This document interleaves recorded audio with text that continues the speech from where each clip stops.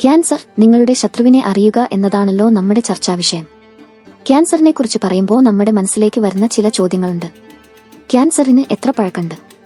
നമ്മുടെ ജീവിത ശൈലി കൊണ്ടുണ്ടായ ഒരു രോഗമാണോ അത്? അത് ചികിത്സിക്കാൻ ഇത്ര ബുദ്ധിമുട്ടുണ്ടാകുന്നതെന്തുകൊണ്ട്? ആദ്യം മനസ്സിലാക്കേണ്ട കാര്യം ക്യാൻസർ ഒരു ആധുനിക രോഗമല്ല എന്നതാണ്. ക്യാൻസർ പണ്ടും ഉണ്ടായിരുന്നു. എഡ്വിൻ സ്മിത്ത് പാപ്പിറസ് എന്നറിയപ്പെടുന്ന BC 2500 ഒരു പൗരാണിക ഈജിപ്ഷ്യൻ രേഖയിലാണ് ക്യാൻസറിനെക്കുറിച്ച് ഏറ്റവും പഴയ പരാമർശമുള്ളത്. പിന്നെ ക്യാൻസർ എന്നാൽ ഒരൊറ്റ രോഗമാണെന്നത് വ്യാപകമായ ഒരു തെറ്റിദ്ധാരണയാണ്. ഏതാണ്ട് 200ഓളം തരം വ്യത്യസ്ത രോഗങ്ങളെ ഒരുമിച്ച് വിളിക്കുന്ന ഒരു പേരാണ് ക്യാൻസർ എന്നത്. ഏറ്റവും ലഘുവായി പറഞ്ഞാൽ ക്യാൻസർ ഒരു ക്ലോൺ രോഗമാണ്. ഒരു പൂർവിക കോശത്തിന്റെ പകർപ്പുകളെ ബയോളജിയിൽ ക്ലോണുകളെന്നാണ് വിളിക്കുന്നത്. അങ്ങനെ അന്തമില്ലാതെ സ്വയം പകർപ്പുകൾ ഉണ്ടാക്കുന്ന ഒരു കൂട്ടം കോശങ്ങൾ, അതാണ് ക്യാൻസർ. കോശങ്ങൾ സ്വയം പകർപ്പെടുക്കുന്നത് എങ്ങനെയാണ് ഒരു രോഗാവസ്ഥയാകുന്നത്? അത് ശരീരത്തിൽ സ്വാഭാവികമായി നടക്കുന്ന ഒരു കാര്യല്ലേ? തീർച്ചയായും. ഒരു ഭ്രൂണം വളരുന്നതും ശരീരം വലുതാകുന്നതും ദേഹത്തുണ്ടാകുന്ന പരിക്കുകൾ റിപ്പയർ ചെയ്യുന്നതും അങ്ങനെ കോശങ്ങൾ വളർത്തിക്കൊണ്ടു തന്നെയാണ്. അതായത് ഇങ്ങനെ പുതിയ പകർപ്പുകൾ ഉണ്ടാക്കൽ കോശങ്ങളുടെ അടിസ്ഥാന സ്വഭാവമാണ്. അവയുടെ ജോലി തന്നെ അതാണ്. എന്നാൽ ക്യാൻസറിന്റെ കാര്യത്തിൽ ഈ പകർപ്പെടുക്കൽ അസ്ഥാനത്തുള്ളതും അനിയന്ത്രിതവുമാണ് എന്നതാണ് വ്യത്യാസം. ഒരു കാര്യവുമില്ലാതെ വളരാൻ വേണ്ടി മാത്രം വളരുന്ന കോശങ്ങളാണ് ക്യാൻസർ കോശങ്ങൾ. ഇങ്ങനെ അനാവശ്യമായി വളരുന്ന കോശങ്ങൾ ആ അവയവങ്ങളുടെ സ്വാഭാവിക പ്രവർത്തനങ്ങളെ തകരാറിലാക്കുന്നു.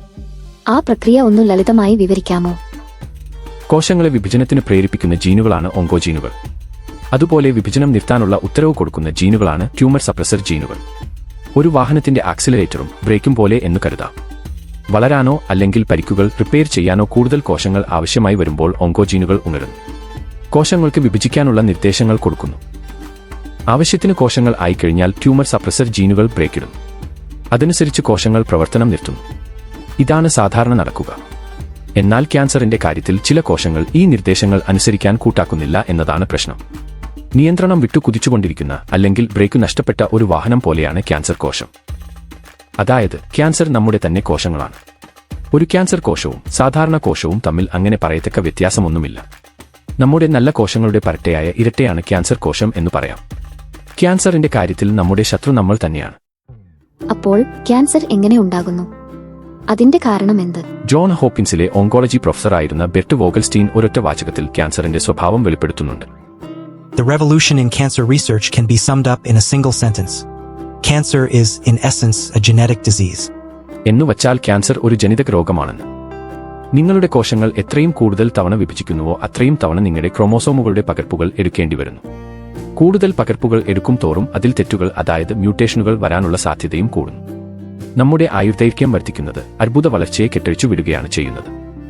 മിക്കവർക്കും തൃപ്തികരമായി തോന്നില്ലെങ്കിലും ക്യാൻസർ വരുന്നതും മിക്കവാറും നിങ്ങളുടെ നിർഭാഗ്യം കൊണ്ടാണ് എന്നതാണ് സത്യം. പുകയില ഉപയോഗം പോലുള്ള കാരണങ്ങൾ ഒഴിച്ചു നിർത്താം. ഭൂരിഭാഗം ക്യാൻസറുകളും 50 വയസ്സിന് ശേഷമാണ് പ്രത്യക്ഷപ്പെടുന്നത്. കോശങ്ങൾ കൂടുതൽ തവണ വിഭജിക്കും തോറും അതിൽ തെറ്റുകൾ വരാനുള്ള സാധ്യത കൂടുന്നു. തെറ്റുതിരുത്തലുകൾ പഴയപോലെ കാര്യക്ഷമമായി നടക്കുന്നുമില്ല. ശരിക്കും നമ്മുടെ ദീർഘായുസിന്റെ ഒരു സൈഡ് ഇഫക്റ്റ് മാത്രമാണ് ക്യാൻസർ. ഒന്നില്ലാതെ മറ്റേത് ഉണ്ടാകില്ല. ഉദാഹരണത്തിന് സ്തനാർബുദ സാധ്യത 30 വയസ്സുള്ള ഒരു സ്ത്രീക്ക് 400 ആണെങ്കിൽ 70 വയസ്സുള്ള ഒരു സ്ത്രീക്ക് അത് 9 എന്ന തോതിലാണ്. പണ്ട് കാലത്ത് ക്യാൻസർ ഒന്നും ഉണ്ടായിരുന്നില്ല, അതൊക്കെ ആധുനിക കാലത്തെ രോഗമാണ് എന്നാണല്ലോ പറച്ചിൽ. മിക്ക പുരാതന സമൂഹങ്ങളിലും ആളുകൾ ക്യാൻസർ പിടിപെടാൻ വേണ്ടത്ര കാലം ജീവിച്ചിരുന്നില്ല. ക്ഷയം, കോളറ, വസൂരി, പ്ലേഗ്, ന്യൂമോണിയ ഒക്കെ പിടിച്ചു മരിക്കുന്നവർക്ക് ക്യാൻസർ ബാധിച്ച് മരിക്കാനുള്ള ആയുസ് എവിടെ? ഇന്നിപ്പോൾ ഹരിത വിപ്ലവം അർബുദം വിതച്ചു എന്നൊക്കെയുള്ള വിടുവായത്തം വിളിച്ചു പറയാൻ പ്രകൃതി സ്നേഹികൾക്ക് അവസരം ഉണ്ടാക്കിയത് ഹരിത വിപ്ലവത്തിന്റെ ഗുണം മൂലം 3 നേരം കൃത്യമായി വല്ലതും തിന്നാൻ കിട്ടിയതാണ്. ആധുനിക ശാസ്ത്രം കണ്ടുപിടിച്ച വാക്സിനേഷനും ആന്റിബയോട്ടിക്കുകളുമാണ്. വല്ല വസൂരിയോ വയറിളക്കമോ വന്ന് അല്ലെങ്കിൽ പട്ടിണി കിടന്നു തന്നെ നേരത്തെ ചത്തുപോകുമായിരുന്നവർക്ക് ക്യാൻസർ ഉണ്ടാകില്ല. ക്യാൻസർ കോശങ്ങൾക്ക് പ്രധാനമായും 6 സ്വഭാവവിശേഷങ്ങളുണ്ട്.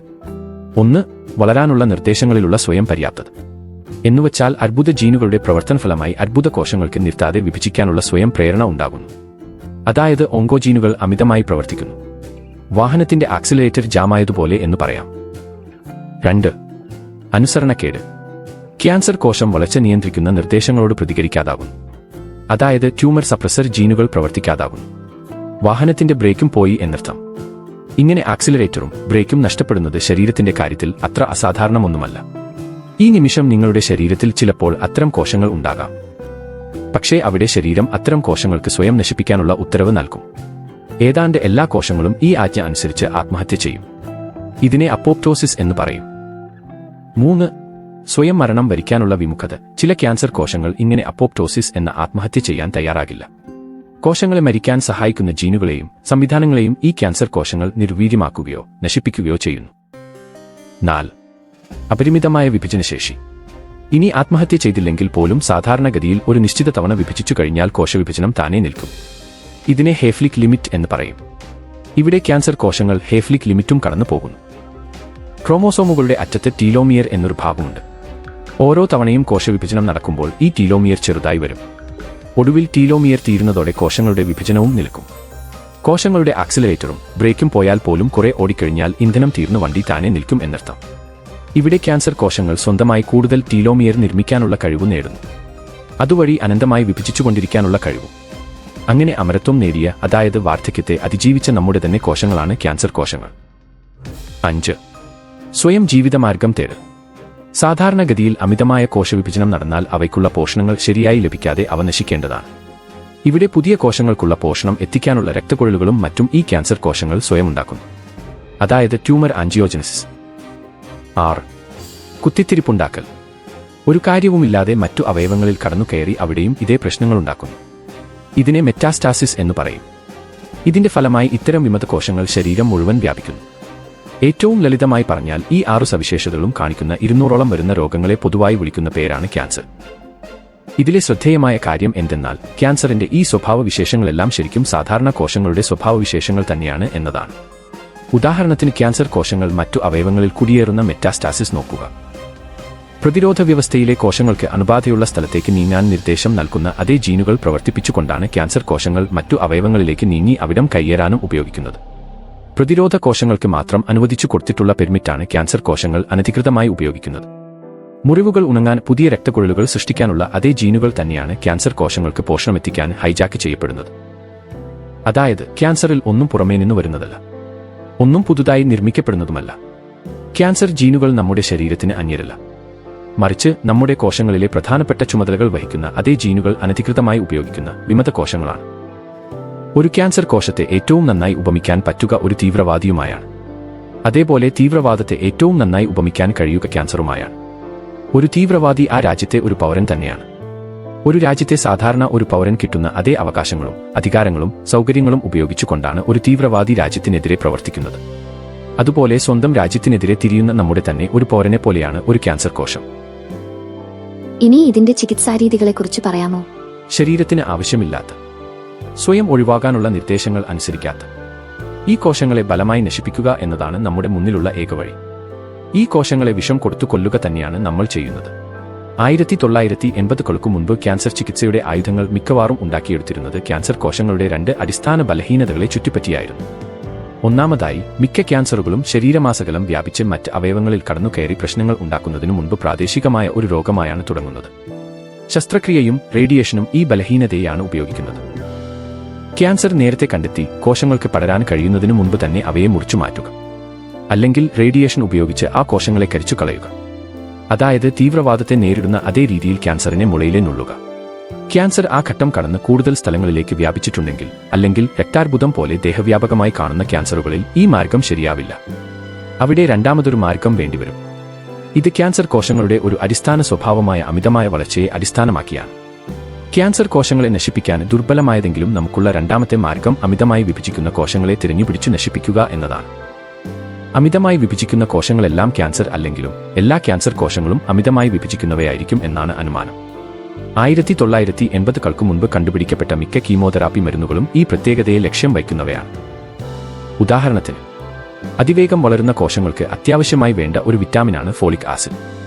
ഗർഭിണികൾക്ക് ഫോളിക് ആസിഡ് കൊടുക്കുന്നത് അതിവേഗം വളരുന്ന ഭ്രൂണത്തിനെ സഹായിക്കാനാണ്. ഫോളിക് ആസിഡിനോട് സാമ്യമുള്ളതും എന്നാൽ ഫോളിക് ആസിഡിന്റെ ഗുണങ്ങൾ ഇല്ലാത്തതുമായ ഒരു രാസവസ്തുവാണ് മെത്തോട്രെക്സേറ്റ്. ഇത് ശരീരത്തിലേക്ക് കടത്തിവിട്ടാൽ ഈ ഫോളിക് ആസിഡ് മിമിക്രിക്കാരെ വളരുന്ന കോശങ്ങൾ സ്വീകരിക്കുകയും എന്നാൽ അതിന് യഥാർത്ഥ ഫോളിക് ആസിഡിന്റെ ഗുണങ്ങളൊന്നും ഇല്ലാത്തതിനാൽ കോശങ്ങളുടെ വളർച്ച തടസ്സപ്പെടുകയും ചെയ്യും. വിഭജിക്കാൻ തയ്യാറെടുക്കുന്ന DNA ആക്രമിക്കുക എന്നതാണ് മറ്റൊരു രീതി. സാധാരണ കോശങ്ങളിൽ DNA വളരെ ഭംഗിയായി സംരക്ഷിക്കപ്പെട്ടിരിക്കും. വിഭജന സമയത്ത് അനാവൃതമാകുന്ന DNA തകർക്കാൻ എളുപ്പമാണ്. 1-ാം ലോകമഹായുദ്ധകാലത്ത് രാസായുധമായി കണ്ടുപിടിക്കപ്പെട്ട നൈട്രജൻ മസ്റ്റാർഡ് ഇങ്ങനെ DNAക്കു ക്ഷതം വരുത്തി ഏതാണ്ടെല്ലാ വിഭജിക്കുന്ന കോശങ്ങളെയും കൊന്നുകളയും. അതുപോലെ ശവംനാറി ചെടിയിൽ നിന്നുള്ള വിഷമായ വിൻക്രിസ്റ്റീൻ കോശവിഭജനത്തിൽ ഇടപെട്ട് വിഭജിക്കുന്ന കോശങ്ങളുടെ വളർച്ച തടയുന്നു. പക്ഷേ ഇങ്ങനെ കോശങ്ങളുടെ വളർച്ചയെ ലക്ഷ്യം വയ്ക്കുന്നതിന് ഒരു പരിധിയുണ്ട്. കാരണം കോശവിഭജനം എന്നത് ശരീരത്തിന്റെ ഒരു അടിസ്ഥാന ആവശ്യമാണ്. കോശവളർച്ചയ്ക്കെതിരെ പ്രയോഗിക്കുന്ന വിൻക്രിസ്റ്റീനോ സിസ്പ്ലാറ്റിനോ പോലുള്ള വിഷങ്ങൾ സാധാരണ കോശങ്ങളുടെ വളർച്ചയെയും ബാധിക്കും. അതായത് ക്യാൻസർ കോശങ്ങളും വേഗം വിഭജിച്ചുകൊണ്ടിരിക്കുന്ന നല്ല കോശങ്ങളും ഒക്കെ ഈ ആക്രമണത്തിൽ വീഴും. കീമോതെറാപ്പി ഏറെക്കുറെ വിവേചനരഹിതമായാണ് കോശവളർച്ചയെ തടസ്സപ്പെടുത്തുന്നത്. ശരീരത്തിൽ ഏറ്റവും വേഗം വളരുന്ന മറ്റു കോശങ്ങൾ കൂടി കീമോതെറാപ്പിയുടെ സാന്ദർഭിക ദോഷം, അതായത് കൊളാറ്ററൽ ഡാമേജ് താങ്ങേണ്ടി വരുന്നു. അതിന്റെ ഫലമായി അതിഭയങ്കരമായ ഛർദിയും വയറിളക്കവും ഉണ്ടാകുന്നു. മുടി പൊഴിയുന്നു. വായിലെ തൊലി പോയി വ്രണങ്ങളുണ്ടാകുന്നു. ഏതൊരു മരുന്നിന്റെയും മികവ് എന്ന് പറയുന്നത് നശിപ്പിക്കേണ്ട കോശങ്ങളെയും നല്ല കോശങ്ങളെയും തിരിച്ചറിയാനുള്ള കഴിവാണ്. അതിനെയാണ് കൃത്യത അഥവാ സ്പെസിഫിസിറ്റി എന്ന് പറയുന്നത്. ഉദാഹരണത്തിന്, ഒരു ആന്റിബയോട്ടിക് നന്നായി പ്രവർത്തിക്കുന്നത് അതിന് നശിപ്പിക്കേണ്ട ബാക്ടീരിയ കോശങ്ങളെയും ശരീരകോശങ്ങളെയും കൃത്യമായി വേർതിരിച്ചറിയാൻ കഴിയുന്നതുകൊണ്ടാണ്. അതായത് കോശങ്ങൾ തമ്മിൽ എത്രമാത്രം വ്യത്യാസങ്ങളുണ്ടോ അത്രമാത്രം സുരക്ഷിതമായി അതിൽ ഒരു കോശത്തെ മാത്രമായി നശിപ്പിക്കാൻ സാധിക്കും. ക്യാൻസർ ഒരു അന്യകോശമല്ല എന്നതാണ് പ്രശ്നം. ഒരു ബാക്ടീരിയ കോശവും മനുഷ്യകോശവും തമ്മിൽ കോടിക്കണക്കിന് വർഷങ്ങളുടെ പരിണാമ ദൂരമുണ്ട്. അതേസമയം ഒരു സാധാരണ കോശവും ഒരു ക്യാൻസർ കോശവും തമ്മിൽ പരമാവധി ഏതാനും മാസങ്ങളുടെ പരിണാമ ദൂരം മാത്രവും. ഒരു മനുഷ്യകോശം അടിസ്ഥാനപരമായി തന്നെ ഒരു ബാക്ടീരിയ കോശത്തിൽ നിന്ന് വളരെ വ്യത്യസ്തമാണ്. എന്നാൽ ക്യാൻസർ കോശം നമ്മുടെ കോശം തന്നെയാണ്. ഒരു ശത്രു രാജ്യത്തിന്റെ സേനയോട്, പ്രത്യേക യൂണിഫോമും തിരിച്ചറിയാനുള്ള അടയാളങ്ങളുമുള്ള സേനയോട് നേരിട്ട് യുദ്ധം ചെയ്യുന്ന പോലെയല്ല രാജ്യത്തിനുള്ളിൽ ഒളിച്ചു കഴിയുന്ന, വ്യക്തമായി തിരിച്ചറിയാൻ പോലും പറ്റാത്ത അകത്തുള്ള വിഘടനവാദികളുമായി യുദ്ധം ചെയ്യുന്നത്. എല്ലാ മരുന്നുകളും വേഷം മാറിയ വിഷങ്ങളാണ് എന്നാണ് 16-ാം നൂറ്റാണ്ടിലെ ചികിത്സകനായ പാരാസെൽസസ് അഭിപ്രായപ്പെടുന്നത്. ക്യാൻസറിന്റെ കാര്യത്തിൽ അത് തലതിരിച്ചിടാം. എല്ലാ വിഷങ്ങളും വേഷം മാറിയ മരുന്നുകളാകാം. ഒരു ടെസ്റ്റ് ട്യൂബിലെ ക്യാൻസർ കോശത്തെ കൊല്ലുക അങ്ങനെ വലിയ ബുദ്ധിമുട്ടുള്ള കാര്യമൊന്നുമല്ല. വളരെ നിസ്സാരമായി ഒരു ക്യാൻസർ കോശത്തെ മിനിറ്റുകൾക്കുള്ളിൽ തീർത്തുകെട്ടാൻ കഴിവുള്ള വിഷവസ്തുക്കൾ ഇഷ്ടം പോലെയുണ്ട്. ഏതൊക്കെയോ പച്ചമരുന്നുകൾ പരീക്ഷണശാലയിൽ ക്യാൻസർ കോശങ്ങളെ നശിപ്പിക്കുന്നതായി കാണുന്നു എന്നൊക്കെയുള്ള വാർത്തകൾ കാണുമ്പോൾ ഇത് ഓർമ്മിക്കുക. അതിൽ വലിയ കാര്യമൊന്നുമില്ല. എന്നാൽ വിവേചനശേഷിയുള്ള ഒരു വിഷം, നല്ല കോശങ്ങളെ ഉന്മൂലനം ചെയ്യാതെ ക്യാൻസർ കോശത്തെ മാത്രം തിരഞ്ഞു പിടിച്ചു കൊല്ലുന്ന ഒന്ന് കണ്ടെത്തുന്നതിലാണ് പ്രശ്നം. അതിവേഗം വിഭജിക്കുന്നു എന്ന ലക്ഷണം മാത്രം നോക്കി ക്യാൻസർ കോശങ്ങളെ പിടികൂടാൻ ശ്രമിക്കുന്നത് തീവ്രവാദികളെ പിടിക്കാൻ താടി വളർത്തിയവരെയോ അറബി പേരുള്ളവരെയോ ലക്ഷ്യം വയ്ക്കുന്ന പോലെയാണ്. താടിയും അറബി ഭാഷയിലുള്ള പേരും ഒരു കുറ്റമല്ലെങ്കിലും തീവ്രവാദികളെ തിരഞ്ഞു പിടിക്കേണ്ടി വരുമ്പോൾ അത് കുറെ നിരപരാധികളെ കൂടി ബാധിക്കുന്ന ഒരു പ്രശ്നമാകുന്നു. ക്യാൻസറിനെതിരെയുള്ള ഏതു നീക്കവും കുറെ നല്ല കോശങ്ങളെയും ബാധിക്കും. കൊളാറ്ററൽ ഡാമേജ് ഇല്ലാതെ ക്യാൻസർ ചികിത്സിക്കാനാകില്ല. ക്യാൻസറിന്റെ കാര്യത്തിൽ ക്യാൻസർ കോശവും സാധാരണ കോശവും തമ്മിലുള്ള അമിതമായ സാമ്യമാണ് അതിനെ മാത്രം ലക്ഷ്യം വയ്ക്കുന്നത് ഏറെക്കുറെ അസാധ്യമാക്കുന്നത്. അപ്പോ കീമോതെറാപ്പിയുടെ കുപ്രസിദ്ധമായ പാർശ്വഫലങ്ങൾക്ക് കാരണം മരുന്നുകളുടെ ഈ കൃത്യതയില്ലായ്മയാണ് അല്ലേ? അതെ. വേഗത്തിൽ വിഭജിക്കുന്ന കോശങ്ങളുള്ള മുടി, ആമാശയം, രക്തം ഇവയെയൊക്കെ കീമോതെറാപ്പി മരുന്നുകൾ നശിപ്പിക്കും. അതിന്റെ ഫലമാണ് കീമോതെറാപ്പിയുടെ കുപ്രസിദ്ധമായ പാർശ്വഫലങ്ങളായ മുടികൊഴിച്ചിൽ, വായിലെ വ്രണങ്ങൾ, ഛർദി, വയറിളക്കം, വിളർച്ച ഒക്കെ. ഉത്തമമായ ഒരു ക്യാൻസർ വിരുദ്ധ ഔഷധം സൃഷ്ടിക്കണമെങ്കിൽ ക്യാൻസർ കോശത്തിലെ ഒരു നിശ്ചിത ലക്ഷ്യം കണ്ടെത്തി അതിനെ മാത്രം ആക്രമിക്കാൻ കഴിയുന്ന ഒരു രാസവസ്തുവിനെ കണ്ടെത്താനാകണം. ആദ്യകാലങ്ങളിൽ അത്തരമൊരു ലക്ഷ്യം കണ്ടെത്തുക എന്നത് നമുക്ക് സങ്കല്പിക്കാൻ പോലും കഴിയാത്തതായിരുന്നു. ക്യാൻസറിനെക്കുറിച്ച് നമുക്ക് കാര്യമായി ഒന്നും അറിയില്ലായിരുന്നു. എന്നാൽ ഇപ്പോൾ കൂടുതൽ കൃത്യമായി ക്യാൻസർ കോശങ്ങളെ മാത്രം ലക്ഷ്യം വയ്ക്കുന്ന മരുന്നുകളൊക്കെ കണ്ടുപിടിക്കാനുള്ള ശ്രമങ്ങളുണ്ട്. അതനുസരിച്ച് ഈ പാർശ്വഫലങ്ങൾ നിയന്ത്രണ വിധേയമാകുന്നുമുണ്ട്. എന്തായാലും പാർശ്വഫലങ്ങൾ ഒട്ടുമില്ലാത്ത കീമോതെറാപ്പി അത്ര എളുപ്പമാകില്ല. അതായത് സൈഡ് ഇഫക്റ്റ് ഇല്ലാത്തതെന്ന് പറയപ്പെടുന്ന ഒറ്റമൂലി, ആയുർവേദ, ഹോമിയോ മരുന്നുകൾ ഒക്കെ നടക്കാത്ത കാര്യമാണല്ലേ? അതെ. ആ സോ കോൾഡ് മരുന്നുകൾക്ക് സൈഡ് ഇഫക്റ്റ് ഇല്ലാത്തത് അതിന് ഇഫക്റ്റും ഇല്ലാത്തതുകൊണ്ടാണ്. ക്യാൻസറിനുള്ള മരുന്നാണെങ്കിൽ അതിന് സൈഡ് ഇഫക്റ്റ് ഉണ്ടാകും. മരുന്ന് ക്യാൻസർ കോശങ്ങളെ നശിപ്പിക്കുന്നുണ്ടെങ്കിൽ അത് ചെറിയ തോതിലെങ്കിലും നല്ല കോശങ്ങളെയും നശിപ്പിക്കും. കാരണം ക്യാൻസർ കോശം പുറത്തുള്ള ആളല്ല. നമ്മൾ പൊരുതുന്ന ആ ശത്രു നമ്മുടെ തന്നെ ഇരട്ട സഹോദരനാണ്. ഇനി വേറൊരു പോയിന്റ് കൂടി വ്യക്തമാക്കാം. കോശങ്ങൾ അമിതമായി വിഭജിക്കുന്ന രോഗമാണ് ക്യാൻസർ എന്ന് ഞാൻ ആദ്യം പറഞ്ഞത് കുറച്ച് അമിതമായ ലളിതവൽക്കരണമാണ്. അത് അല്പമൊന്ന് പരിഷ്കരിക്കണം. പുതിയൊരു കാര്യം കൂടി അതിനോട് കൂട്ടിച്ചേർക്കണം. അമിത വിഭജനത്തോടൊപ്പം ആ കോശങ്ങൾ പരിണമിക്കൂ കൂടി ചെയ്യുന്നുണ്ട്. പരിണാമം എന്ന ഡാർവിന്റെ അപകടം പിടിച്ച സിദ്ധാന്തം തന്നെ. ജീവൻ ഇല്ലാതാക്കാൻ എളുപ്പമല്ല. അത് പരിണമിക്കും. അത് നിലനിൽക്കാൻ എങ്ങനെയെങ്കിലും എന്തെങ്കിലും വഴി കണ്ടെത്തും. ജുറാസിക് പാർക്ക് എന്ന സിനിമയിൽ ഇയാൻ മാൽക്കം പറയുന്ന പോലെ life finds a way. Cancer കോശങ്ങളിൽ സാധാരണ കോശങ്ങളിൽ ഉള്ള പോലെ ഡിഎൻഎയുടെ പ്രൂഫ് റീഡിംഗ് ഒന്നും കാര്യമായി നടക്കാത്തതുകൊണ്ട് അവയിൽ മ്യൂട്ടേഷനുകളുടെ അയ്യരുകളിയായിരിക്കും. ഒരു ട്യൂമറിന്റെ തുടക്കകാലത്തുള്ള കോശങ്ങളുടെ അതേ പകർപ്പുകളായിരിക്കില്ല ഏതാനും മാസങ്ങൾക്കു ശേഷം അതേ ട്യൂമറിൽ കാണുക. അല്പം മാറ്റം വന്ന ക്ലോണുകളായിരിക്കും. നമ്മുടെ തന്നെ പ്രതിരോധ വ്യവസ്ഥയോ മരുന്നുകളോ ഈ ക്യാൻസർ കോശങ്ങളെ ആക്രമിക്കുമ്പോൾ കൂട്ടത്തിൽ അതിനെ പ്രതിരോധിക്കാനുള്ള കഴിവ് കൈവരിച്ച മാറ്റം വന്ന ക്യാൻസർ കോശങ്ങൾ അതിജീവിക്കും. കീമോതെറാപ്പിയുമായി ഏറ്റുമുട്ടി അതിജീവിക്കാൻ യോഗ്യതയുള്ള ക്യാൻസർ കോശങ്ങൾ നിലനിൽക്കും. പിന്നെ അതിന്റെ സന്താന പരമ്പരകളായിരിക്കും രംഗം കൈയടക്കുന്നത്. അർഹതയുള്ളവയുടെ അതിജീവനം എന്ന പരിണാമ തത്വം തന്നെ. അതായത് ആദ്യഘട്ടത്തിൽ ഫലപ്രദമായി ഉപയോഗിച്ച മരുന്ന് അധികം വൈകാതെ തന്നെ നിഷ്ഫലമാകും. നിയന്ത്രിക്കാൻ ശ്രമിക്കും തോറും കൂടുതൽ പ്രതിരോധമാർജിച്ച കോശങ്ങളാണ് ഉണ്ടാകുക.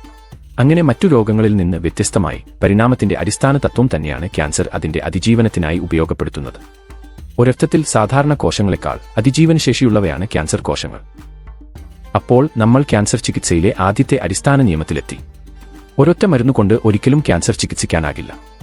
ക്യാൻസറിന് ഒരു ഒറ്റമൂലിയില്ല, ഒരിക്കലും ഉണ്ടാകുകയുമില്ല. എത്ര മികച്ച മരുന്നായാലും അതിനെ പ്രതിരോധിക്കാൻ കഴിയുന്ന ഒരു കോശമെങ്കിലും ഉണ്ടാകും. എതിരാളികളില്ലാതെ വളരുന്ന ആ കോശത്തിന്റെ സന്താന പരമ്പരകളായിരിക്കും അടുത്ത ഘട്ടത്തിലെ ക്യാൻസർ. അധികം വൈകാതെ തന്നെ നിങ്ങളുടെ ഒറ്റമൂലി രോഗത്തോട് പ്രതികരിക്കാതാകും. ക്യാൻസറിന് ഒരു ഒറ്റമൂലി എന്നത് നടക്കാത്ത സുന്ദരമായ ഒരു സ്വപ്നം മാത്രമായി അവശേഷിക്കുകയുള്ളൂ. കാരണം ഡാർവിന്റെ ആ അപകടം പിടിച്ച സിദ്ധാന്തം തന്നെ. ഈ പ്രശ്നത്തെ മോഡേൺ മെഡിസിന് നേരിടുന്നത് ക്ഷയരോഗത്തെ നേരിട്ട അതേ മാർഗത്തിലൂടെ തന്നെയാണ്. ക്ഷയരോഗത്തിന്റെ പ്രധാന പ്രശ്നം അതിന്റെ അണുക്കൾ അതിവേഗം മരുന്നിനോട് പ്രതിരോധം നേടുന്നു എന്നതായിരുന്നു. ഒന്നിൽ കൂടുതൽ മരുന്നുകൾ ഒരേ സമയം ഉപയോഗിച്ചാണ് നമ്മൾ അതിനെ നേരിട്ടത്. ഇതേ മാർഗം തന്നെയാണ് ക്യാൻസർ ചികിത്സയിലും ഉപയോഗിക്കുന്നത്. ഇവിടെ 2 or 3 മരുന്നുകളല്ല 6 or 7 or 8 മരുന്നുകൾ വരെ കൂട്ടിക്കലർത്തി നിരത്തി വെടിവച്ചു തകർക്കുകയാണ് ചെയ്യുന്നത്.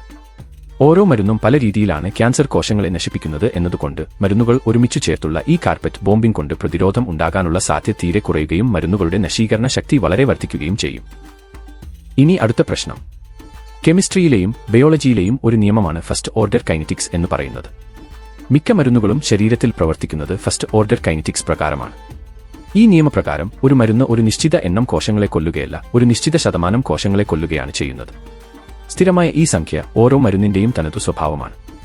ഉദാഹരണത്തിന് നിങ്ങളുടെ മരുന്നിന് 99% ക്യാൻസർ കോശങ്ങളെയും കൊല്ലാൻ കഴിവുണ്ട് എന്ന് കരുതുക. 1,00,000 ക്യാൻസർ കോശങ്ങളുണ്ട് എന്ന് കരുതിയാൽ ആദ്യഘട്ടത്തിൽ ഈ മരുന്ന് 99% കോശങ്ങളെയും, അതായത് 99,000 കോശങ്ങളെയും കൊന്നൊടുക്കും. 1000 കോശങ്ങൾ ബാക്കിയാകും. വീണ്ടും അതേ അളവിൽ മരുന്ന് ആവർത്തിച്ചാൽ ഇത്തവണ അത് 990 കോശങ്ങളെ കൊന്ന് 10 കോശങ്ങളെ ബാക്കി നിർത്തും. വീണ്ടും അതേ അളവിൽ തന്നെ മരുന്ന് പ്രയോഗിച്ചാൽ 9 കോശങ്ങൾ നശിക്കും. 1 കോശം ബാക്കിയാകും. അതായത് ഒരേ ഡോസ് മരുന്ന് കൊണ്ട് കൊല്ലാവുന്ന കോശങ്ങളുടെ എണ്ണം കുത്തനെ കുറഞ്ഞുകൊണ്ടിരിക്കും. ആക്രമണം പുരോഗമിക്കും തോറും മൂർച്ച കുറയുന്ന ആയുധം കൊണ്ടാണ് നമ്മൾ യുദ്ധം ചെയ്യേണ്ടി വരുന്നത്. ഫസ്റ്റ് ഓർഡർ കൈനറ്റിക്സ് ഒരു ഉദാഹരണത്തിലൂടെ ഒന്നുകൂടി വ്യക്തമാക്കാം. നിറയെ പഴങ്ങളുള്ള ഒരു മരം സങ്കൽപ്പിക്കുക. ഒരാൾ പ്രത്യേകിച്ച് ഒന്നുമൊന്നും നോക്കാതെ ഈ മരത്തിൽ കല്ലെറിയുന്നു എന്നും കരുതുക. കുറെ കല്ലുകൾ വഴിയെ പോകുന്നവന്റെ തലക്കിട്ട് കൊള്ളും. അതായത് സൈഡ് ഇഫക്റ്റ്. എങ്കിലും പല കല്ലുകളും പഴങ്ങളിൽ കൃത്യമായി തന്നെ കൊള്ളും. പഴങ്ങൾ താഴെ വീഴും. ഇത് തുടരും തോറും ഏറുകൊണ്ട് വീഴുന്ന പഴങ്ങളുടെ എണ്ണം കുറഞ്ഞു തുടങ്ങും. കാരണം ഇപ്പോൾ ഏറുകൊള്ളാനുള്ള പഴങ്ങളുടെ എണ്ണം കുറവാണ്. അത് ഉന്നത്തിന്റെ കൃത്യതയുമായി ബന്ധപ്പെട്ടതല്ല. പഴത്തിൽ കൊള്ളാനിടയാകുന്ന കല്ലുകളുടെ പ്രഭാവം കുറയുന്നില്ലെങ്കിലും ഓരോ കല്ലും പഴത്തിൽ കൊള്ളാനുള്ള സാധ്യത കുത്തനെ കുറയുന്നു. ഇഫക്റ്റ് കുറഞ്ഞു വരുന്നു, സൈഡ് ഇഫക്റ്റ് ആകട്ടെ കുറയുന്നുമില്ല. അതായത് ക്യാൻസറിനെ തകർക്കുന്നത് ഒരു ആവർത്തന പ്രക്രിയയാണ്. കുറേശ്ശെയായി ക്യാൻസറിനെ കീഴടക്കാനാകൂ. ഒറ്റവെട്ടിന് ക്യാൻസർ എന്ന ഈ രാക്ഷസനെ കൊല്ലാനാകില്ല.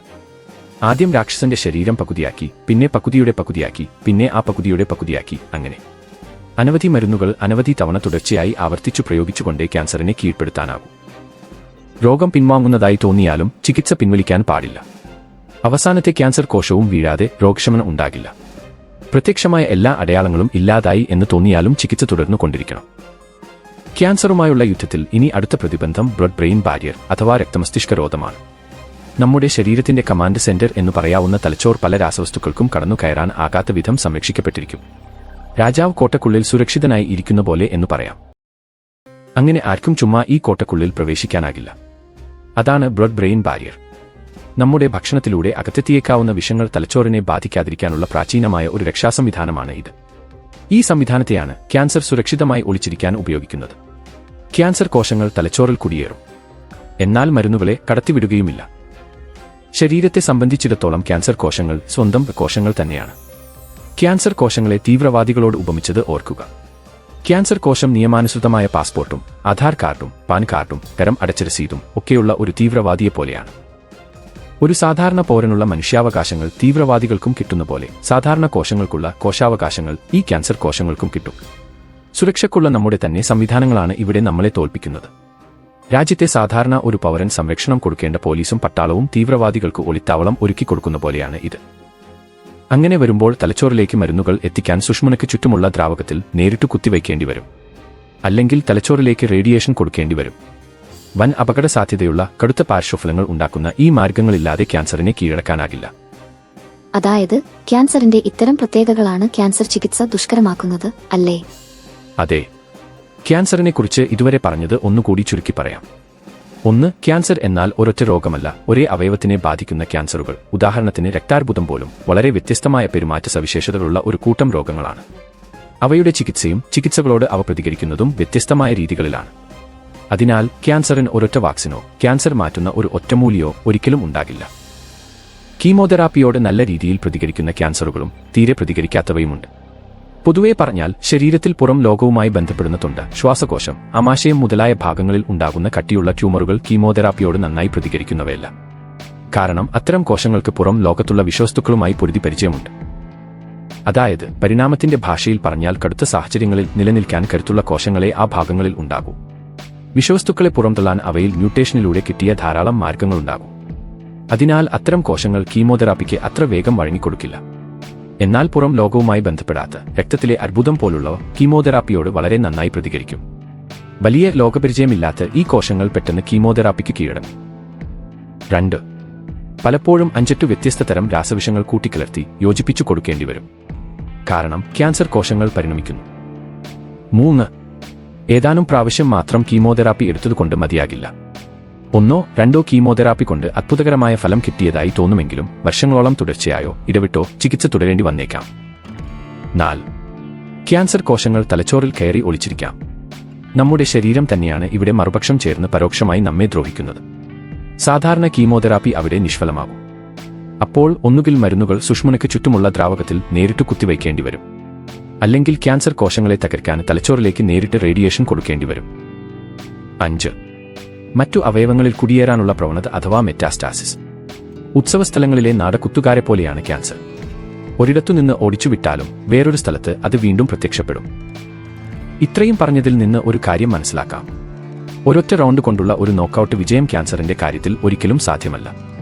ചികിത്സയ്ക്കിടയിൽ പലവട്ടം ക്യാൻസർ കീഴടങ്ങും. അഥവാ അങ്ങനെ തോന്നും. വീണ്ടും ഉയർത്തെഴുന്നേൽക്കും. വീണ്ടും അതിനെ അടിച്ചു താഴെയിടേണ്ടി വരും. അങ്ങനെ പല തവണ ആവർത്തിച്ചേക്കാം. MTയുടെ 2-ാം ഊഴത്തിൽ ഭീമൻ ലഭിക്കുന്ന ഒരു ഉപദേശമുണ്ട്.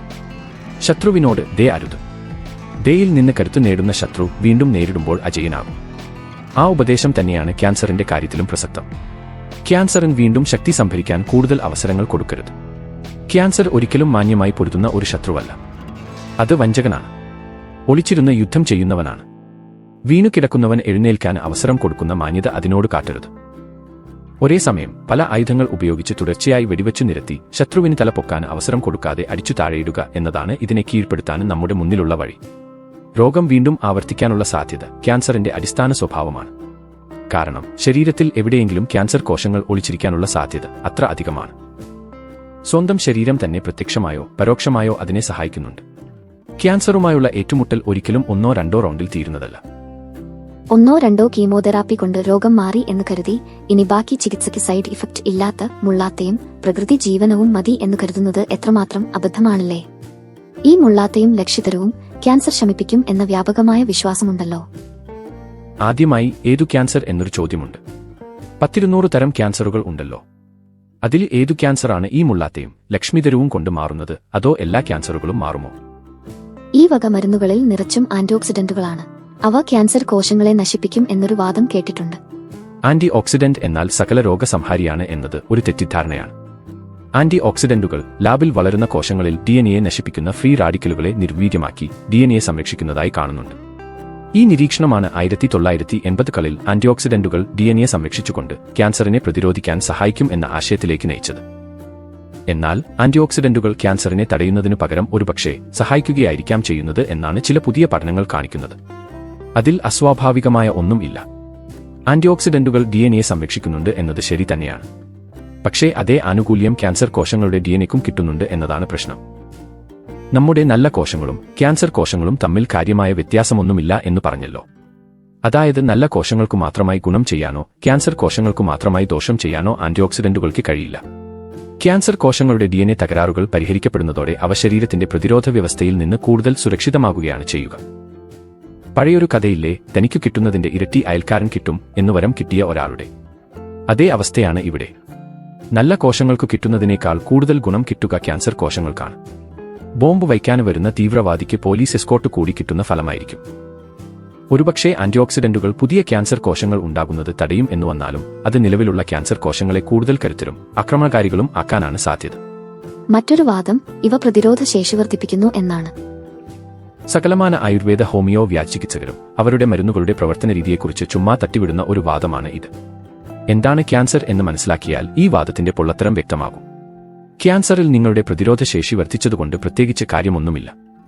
കാരണം ക്യാൻസർ ഉണ്ടാകുന്നത് പ്രതിരോധശേഷി കുറഞ്ഞതുകൊണ്ടല്ല. പ്രതിരോധ വ്യവസ്ഥയ്ക്ക് ക്യാൻസർ കോശങ്ങളെ തിരിച്ചറിയാനാകുന്നില്ല എന്നതാണ് ഇവിടെ പ്രശ്നം. അല്ലാതെ പ്രതിരോധ വ്യവസ്ഥയുടെ എന്തെങ്കിലും പോരായ്മയല്ല. ക്യാൻസർ കോശങ്ങൾ തീവ്രവാദികളാണ് എന്ന് നമ്മുടെ ഉപമ എടുത്താൽ തീവ്രവാദികളെയും സാധാരണ പൗരന്മാരെയും തമ്മിൽ തിരിച്ചറിയാനുള്ള അടയാളങ്ങളൊന്നുമില്ല. രണ്ടു കൂട്ടരുടെയും കയ്യിൽ നിയമാനുസൃതമായ ആധാർ കാർഡുകളുണ്ട് എന്ന അടിസ്ഥാന പ്രശ്നം പരിഹരിക്കാൻ കൂടുതൽ പോലീസ് സേനയെ വിന്യസിച്ചതുകൊണ്ട് വല്ല കാര്യവുമുണ്ടോ? ചില സസ്യങ്ങളിൽ ക്യാൻസർ കോശങ്ങളെ നശിപ്പിക്കാൻ കഴിവുള്ള വസ്തുക്കൾ കണ്ടെത്തിയിരിക്കുന്നു എന്നൊക്കെ കേൾക്കാറുണ്ടല്ലോ. അങ്ങനെ ഒരു വസ്തു ഉണ്ടെന്ന് ഏതെങ്കിലും ലബോറട്ടറി പരീക്ഷണത്തിൽ കാണുന്നതിലും വലിയ കാര്യമൊന്നുമില്ല. കാരണം ഒരു ടെസ്റ്റ് ട്യൂബിൽ കിടക്കുന്ന ക്യാൻസർ കോശങ്ങളെ നശിപ്പിക്കുന്ന ഒരു രാസവസ്തു കണ്ടെത്താൻ അത്ര ബുദ്ധിമുട്ടൊന്നുമില്ല. പ്രകൃതിയിൽ നിന്ന് കിട്ടുന്നതും മനുഷ്യൻ കൃത്രിമമായി ഉണ്ടാക്കിയതുമായി അത്തരം രാസവസ്തുക്കൾ ഇഷ്ടം പോലെയുണ്ട്. നല്ല കോശങ്ങളെ ബാധിക്കാതെ ക്യാൻസർ കോശങ്ങളെ മാത്രം നശിപ്പിക്കുന്ന ഒന്നേ മരുന്നായി ഉപയോഗിക്കാനാകൂ. ലോകമെമ്പാടും ലക്ഷക്കണക്കിന് പ്രകൃതിജന്യ രാസവസ്തുക്കൾ പരിശോധിച്ചതിൽ വിരലിലെണ്ണാവുന്നവ മാത്രമേ ഇതുവരെ ക്യാൻസറിനെതിരെ മരുന്നായി ശരീരത്തിൽ പ്രയോഗിക്കാൻ പ്രയോജനപ്രദമായി കണ്ടിട്ടുള്ളൂ. ഇനി അത്തരമൊരു വസ്തു കണ്ടെത്തിയാലും നമ്മുടെ പ്രശ്നം തീരുന്നില്ല. ചെടികൾ ഈ രാസവസ്തുക്കൾ ഉണ്ടാക്കുന്നത് നമുക്ക് എന്തെങ്കിലും ഉപകാരം ഉണ്ടായിക്കോട്ടെ എന്നു വച്ചിട്ടല്ലോ. ഒരു പക്ഷേ അതിന്റെ ശത്രുകീടങ്ങളുടെ വളർച്ച തടയാൻ അല്ലെങ്കിൽ അതിന്റെ ഏതെങ്കിലും ചയാപചയ പ്രവർത്തനത്തിന്റെ ഉപോൽപ്പന്നം ആകാം ഈ രാസവസ്തുക്കൾ. ചെടികളിൽ സ്വാഭാവികമായി കാണുന്ന അളവിൽ ഈ രാസവസ്തുക്കൾക്ക് കോശങ്ങളെ കൊല്ലാനുള്ള ശക്തിയൊന്നും ഉണ്ടാകില്ല.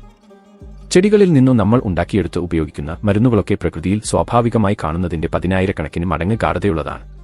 ഉദാഹരണത്തിന് 100 വർഷം വളർച്ചയുള്ള 6 മരങ്ങളുടെയെങ്കിലും തൊലി വാറ്റിയെടുക്കുന്ന ടാക്സോൾ വേണം ഒരു രോഗിയെ ചികിത്സിക്കാൻ.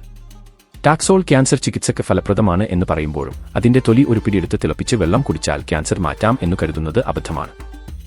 വേറെ ഭക്ഷണമൊന്നും കഴിക്കാതെ പസഫിക് മരത്തിന്റെ തൊലി മാത്രം 24 മണിക്കൂറും കുത്തിയിരുന്നു തിന്നാൽ പോലും ക്യാൻസർ കോശങ്ങളെ കൊല്ലാൻ വേണ്ടത്ര ടാക്സോൾ ശരീരത്തിലെത്തുമോ എന്ന് സംശയമാണ്. അതുപോലെ കോശങ്ങളെ കൊല്ലാനുള്ള അളവിൽ വിൻക്രിസ്റ്റീൻ അകത്തെത്തണമെങ്കിൽ ശവംനാറി ചെടിയുടെ ഇലകൾ ടൺ കണക്കിന് ഓരോ ദിവസവും അകത്താക്കേണ്ടി വരും. അതായത് മുള്ളാത്തയിലോ അല്ലെങ്കിൽ വേറെ ഏതെങ്കിലും ചെടിയിലോ അങ്ങനൊരു ഫലപ്രദമായ ഔഷധം ഉണ്ടെന്ന് സങ്കല്പിച്ചാൽ തന്നെ വെറുതെ ഒരു പിടി ഇല കഷായം വച്ച് കുടിച്ചതുകൊണ്ടൊന്നും ക്യാൻസർ മാറാൻ പോകുന്നില്ല. ക്യാൻസർ വളരെ പ്രബലനായ, തോൽപ്പിക്കാൻ ബുദ്ധിമുട്ടുള്ള ഒരു ശത്രു തന്നെയാണ്. നമ്മൾ ക്യാൻസറിനെക്കുറിച്ച് പല കാര്യങ്ങളും മനസ്സിലാക്കി വരുന്നേയുള്ളൂ എന്നതാണ് സത്യം. പക്ഷേ ക്യാൻസറിനോട് പൊരുതാൻ എല്ലാ കാര്യങ്ങളും അറിഞ്ഞേ തീരൂ എന്നൊന്നുമില്ല. വിശപ്പ് മാറാൻ ഭക്ഷണം കഴിക്കണം എന്നറിയാൻ ദഹനവ്യവസ്ഥയുടെ പ്രവർത്തനം മുഴുവൻ അറിഞ്ഞിരിക്കണമെന്നില്ലല്ലോ. എന്തൊക്കെ പ്രശ്നങ്ങളുണ്ടെങ്കിലും ക്യാൻസറിനോട് പൊരുതാനുള്ള ആയുധങ്ങൾ മോഡേൺ മെഡിസിനിൽ മാത്രമേ ഉള്ളൂ എന്നതും സത്യമാണ്. ദിവസം ചെല്ലും തോറും ആ ആയുധങ്ങൾ കൂടുതൽ മെച്ചപ്പെട്ടു വരികയും ചെയ്യുന്നുണ്ട്. ഇതുവരെ പറഞ്ഞതൊന്നും മനസ്സിലായില്ലെങ്കിലും ഇതെങ്കിലും നിങ്ങളുടെ ടേക്ക് ഹോം മെസ്സേജ് ആയി എടുക്കുക. ആയുർവേദവും ഹോമിയോയും പ്രകൃതി ജീവനമൊന്നും ക്യാൻസറിന്റെ മുന്നിൽ ഒന്നുമല്ല. കാരണം അത് അത്തരമൊരു രോഗമാണ്. ക്യാൻസറിന് എന്തെങ്കിലും ചികിത്സ ഉണ്ടെങ്കിൽ അത് മോഡേൺ മെഡിസിനിൽ മാത്രമാണ്. ബാക്കി സമാന്തര ചികിത്സ എന്നൊക്കെ പറയുന്നത് വെറും കാട്ടിക്കൂട്ടൽ മാത്രമാണ്. ഈ വ്യാജന്മാരെ വിശ്വസിച്ച് ശരിയായ ചികിത്സ ആരംഭിക്കാൻ വൈക്കുന്നതോ ചികിത്സ പകുതിക്ക് നിർത്തുന്നതോ ജീവൻ അപകടപ്പെടുത്തുകയുള്ളൂ. ക്യാൻസറിന് ഒരൊറ്റ മരുന്നോ ഒരു വാക്സിനോ ഉണ്ടാകാൻ സാധ്യതയില്ല. കാരണം ക്യാൻസർ ഒരൊറ്റ രോഗമല്ല. ഒരു ക്യാൻസർ ഒരു മരുന്ന് എന്നതിനു പകരം പലതരം ക്യാൻസറുകൾക്ക് തരാതരം പോലെ പലവിധത്തിലുള്ള ചികിത്സകൾ മാത്രമേ ഉണ്ടാകൂ. ക്യാൻസർ നിങ്ങളുടെ ശരീരവുമായി ഒളിപ്പോര് നടത്തുന്ന അകത്തുള്ള ഒരു ശത്രുവാണ്. അകത്തുള്ള ശത്രുവിനെ എളുപ്പം കീഴടക്കാനാകില്ല. കാരണം പ്രത്യക്ഷമായോ പരോക്ഷമായോ ശരീരം തന്നെ അതിനെ സഹായിക്കുന്നുണ്ട്.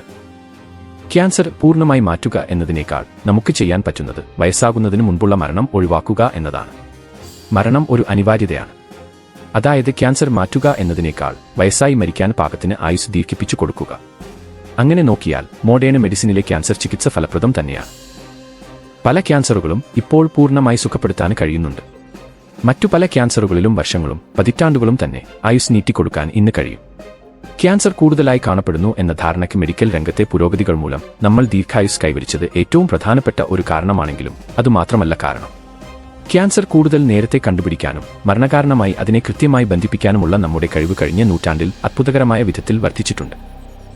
100 കൊല്ലം മുൻപ് ലുക്കീമിയ മൂലമുള്ള ഒരു കുട്ടിയുടെ മരണം പഴുപ്പോ അണുബാധയോ ആയി കരുതുമായിരുന്നു. ഇപ്പോൾ കൃത്യമായ പരിശോധനയിലൂടെ അത് ക്യാൻസർ ആണെന്ന് കണ്ടെത്തുന്നതിനുള്ള നമ്മുടെ കഴിവ് വർദ്ധിച്ചിട്ടുണ്ട്. പിന്നെ ഒരിക്കൽ ക്യാൻസർ വന്നു രക്ഷപ്പെട്ടു വർഷങ്ങൾക്കു ശേഷവും അവരെ ക്യാൻസർ രോഗികൾ എന്ന ലേബൽ അടിക്കുന്നതും ഇപ്പോൾ കണ്ടമാനം ക്യാൻസർ രോഗികളുണ്ട് എന്ന് തെറ്റായി കരുതാൻ ഇടയാക്കുന്നുണ്ട്. ചിലതരം ക്യാൻസറുകൾ കൂടിയിട്ടുണ്ട് എന്നത് ശരിയാണ്. അതേപോലെ ചിലതരം ക്യാൻസറുകൾ കുറഞ്ഞിട്ടുമുണ്ട്. ക്യാൻസർ തിരിച്ചറിഞ്ഞ് ഏതാനും മാസങ്ങൾക്കുള്ളിൽ മരിച്ചു പോകേണ്ടവരാണ് വർഷങ്ങളോളം ക്യാൻസർ രോഗികൾ എന്ന ലേബലിൽ നമ്മുടെ ഇടയിൽ സുഖമായി ജീവിക്കുന്നത്. ഗ്ലീവാക് എന്ന മരുന്നു കൊണ്ട് ചികിത്സിക്കപ്പെട്ട ക്രോണിക് മൈലോയിഡ് ലുക്കീമിയ രോഗികൾ അവരുടെ രോഗം തിരിച്ചറിഞ്ഞ ശേഷം ഇപ്പോൾ ശരാശരി 30 വർഷം വരെ ജീവിച്ചിരിക്കുന്നുണ്ട്. നന്ദി ഡോക്ടർ ബ്രൈറ്റ്. വളരെയധികം കാര്യങ്ങൾ മനസ്സിലാക്കാൻ സാധിച്ചു.